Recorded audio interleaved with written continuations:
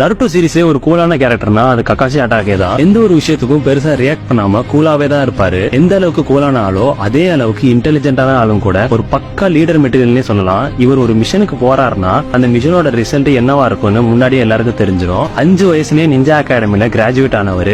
6 வயசுலயே junior exam complete பண்ணி வெறும் 12 வயசுல லீஃப் வில்லேஜோட ஜூனியர் ஆனவர். அப்பேற்பட்டவர் ஓவர் எக்ஸைட்டும் ஓவர் ரியாக்டும் பண்ற ஒரே விஷயம் ஜிராயாவோட இச்சாச்சா பாரடைஸோட புக்குக்கு மட்டும்தான். ஒரு காலத்துல அவரை பார்த்து பயப்படாத ஆளே இல்ல.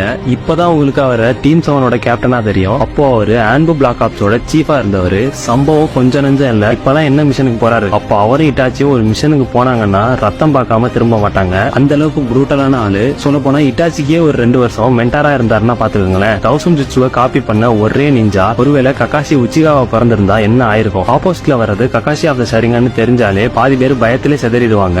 த காப்பி நிஞ்சா கக்காஷி அட்டாகேனா சும்மாவா?